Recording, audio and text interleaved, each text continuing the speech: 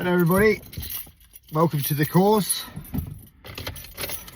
This is going to be a video whilst I drive on why we choose to do a transformation using the Ketogenic Plan. It's kind of funny anyway, because first of all we need to understand what the body does and what it does with body fat. So the body, when you eat excess calories, stores those excess calories as body fat, and then at a later date, when you are not consuming as many calories, you dip into those reserves and you burn the body fat and use it as energy. And in that process, what your body does is it breaks down the body fat and turns it into ketones. Ketones are similar to glucose in that they can provide energy. Actually far superior to glucose for energy, but harder to unlock. But here's where it kind of gets almost like a non-plus when people, if you ever hear people say, oh, you don't really want to do a ketogenic plan to lose weight.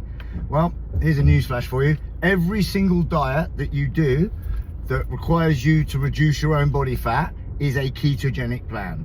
Because in order for your body to burn body fat, it needs to swap out glucose for ketones and ask your body the request of burning your fat to make you smaller. So if you follow a cabbage diet, that's a ketogenic plan. If you follow a rice and chicken diet, that's a ketogenic plan. If you follow a fruit diet, it's a ketogenic plan. If you follow a carnivore diet, it's a ketogenic plan. The advantage of doing it, eating in a similar way to the body fat that you burn, is it's much more in harmony with your body, and it's much more in harmony for the most powerful tool we have for losing body fat. Can anybody guess what that is? If you said exercise, wrong, I'm afraid.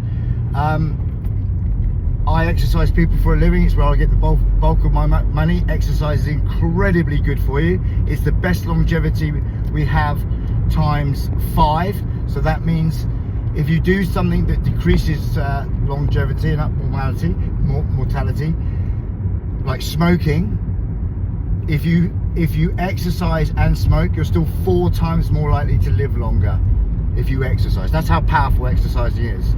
If you exercise and drink alcohol, you're still 3 times more likely if you exercise. The worst thing for you in the world, from a longevity perspective, is to be a sofa sloth. I've lost my track, I've got off. But exercise is an incredibly bad weight loss tool. It's not very good at losing weight. In fact, it actually works quite the opposite way. People that exercise a lot have more trouble losing weight. And we had a really good opportunity for one of our members had a surgery. He's an active guy. He's a colonel, lieutenant colonel in the British Army. Good chap. He was bedbound when he did a course. I don't think he realised how long he would be out, but anyway, that doesn't matter. He stuck to the course 100%. Army boys are good like that. You set them up, they're really great at sticking to stuff. And he got great results with 0 exercise. And we've had heavy exercises, and there are some exercises that are more problematic, but we've had heavy exercises. They really struggle to lose weight. That's a different subject, a different topic or conversation for a different time.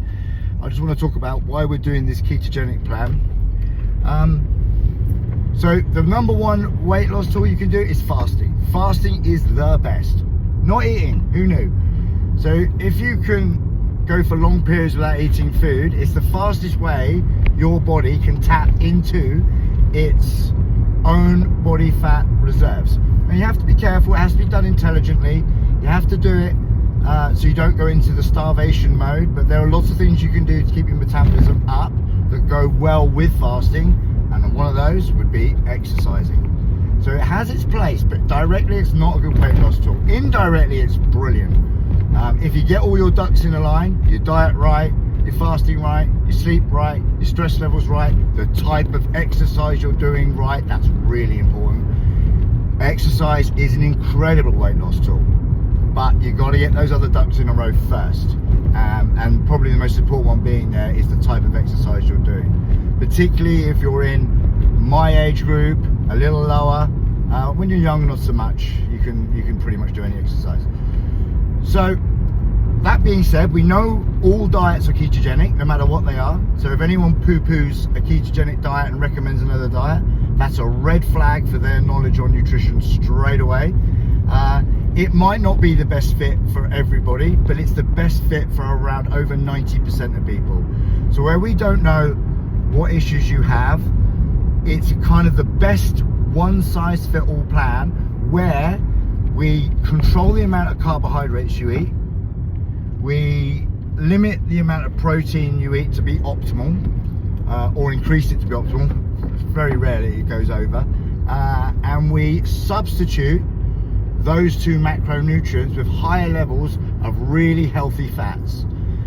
The body fat that we are composed of is 50% saturated fat. This thing here, I want it with you. I'm joining you in September.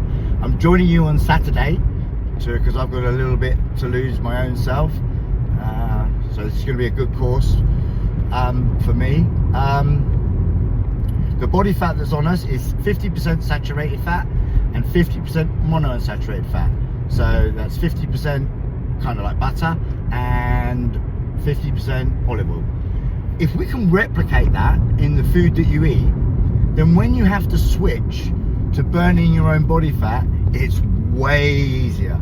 So if you're having a carbohydrate diet, in order for you to burn body fat, first of all, you have to burn the carbohydrate you're eating the best way. Then once you've burnt all that carbohydrate off, you then have to go into your fat reserves. Well, if you're eating a low carbohydrate ketogenic diet, with the ones that we promote and have been for the last 12 years, it's very, very hard for your body to store fat into fat. Most of the time you get rid of it, which is why when you eat a high fat diet, you eat too much, you feel sick. It kind of regulates itself.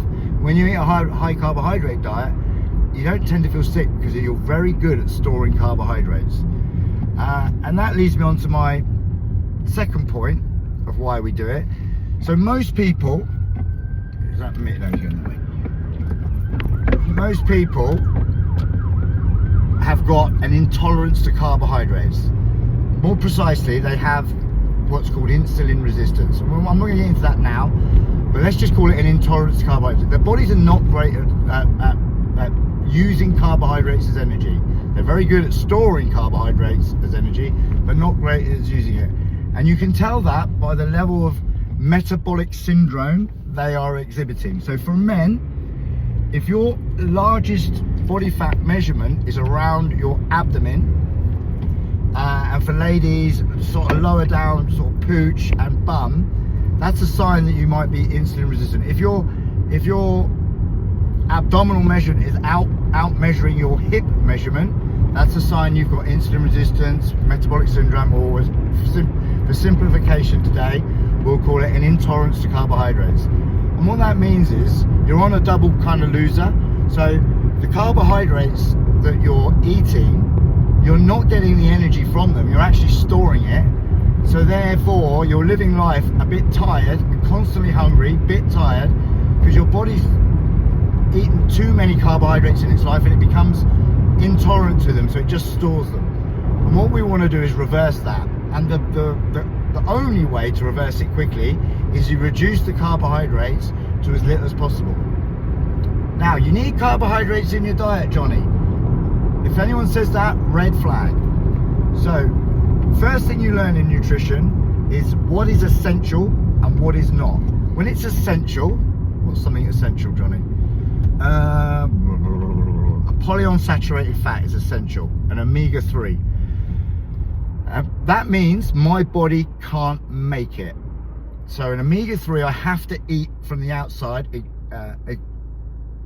exogenous, no, not exogenous, anyway, I have to take it in from outside in order to eat it. What's something that's non-essential? L-glutamine. L-glutamine is the most abundant amino acid in the body.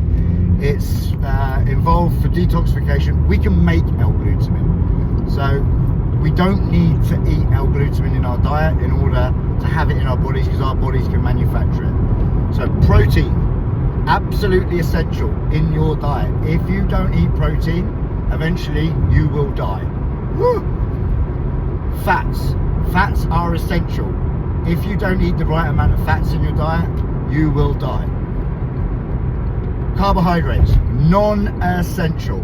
You do not have to eat them. It might be optimal to eat them if you are an explosive sprint type athlete, but if you are an endurance athlete, if you're a regular human, you do not need to eat carbohydrates. They are non-essential. Gluconeogenesis.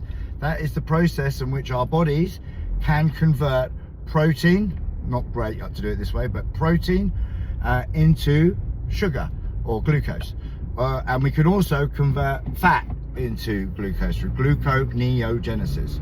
You can fact check me on any of this stuff, by the way. Be my guest and ask me any questions on the course. I love questions. I like challenges. So carbohydrates are non-essential. So we don't need them in our diet. It might be optimal to have them. It might be a good idea in certain circumstances to have them. But if we are eating carbohydrates, we want to make sure that we are sensitive to them, that our bodies can actually use them, and we're using them, not storing them. And the fact is that most humans, as we get older, if you look at someone that's a little bit overweight, they are not only are they not very good fat burners, but they're not very good sugar burners either.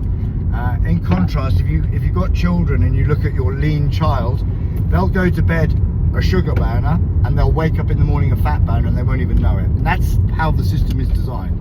The system, our bodies, is designed to run off of two fuels, glucose and sugar. And as we get older, we get really bad at running off of both of them.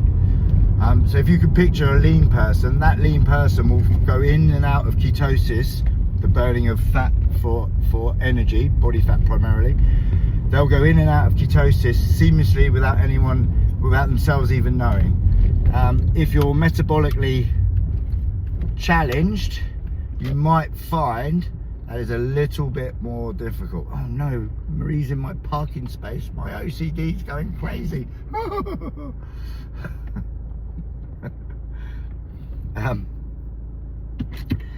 I hope that sort of breaks down why we do the ketogenic plan. All diets are ketogenic. We just use what I would say is a more harmonious ketogenic plan, where you're not overeating protein, which I think is really important. You're keeping the carbohydrates at a low level, so at some later date you might be sensitive to them and able to put them back in your diet. And we're increasing the fats that we eat to mimic the body fat on our diet, on our bodies, so that when we then go into a calorie deficit or fast, our bodies can switch to burning fat. And if you're an endurance athlete, or you want freedom from food, this is the way to go. Because one of the good effects of eating this way, a low carbohydrate living, is that, oh, my Lamborghini man, so you're about to hear him. That's him. One of the effects of eating a low carbohydrate is a freedom from food. You can skip meals for long periods. Once you've gone through the initial phase of revving this system up, you get a kind of like a freedom from food. You don't have to pre-plan meals so much. If you skip a meal, it's not the end of the world, because you're running off your own body fat. You're running off your own body fat, and so you can push the fast times longer. You can push the windows where you're not eating longer. You can stop the hassle of worrying. And if you're an endurance athlete, this is the way to go. Because if you've never run or done an endurance event off of carbs, it's revolutionary. It's so freeing, because for each gram of body fat you burn, you get 9 kilojoules of energy, 9 calories of energy. For each gram of glucose you burn, you get 4. So fat is a way superior energy source than glucose, but it's not easier. It's superior, but it's not easier.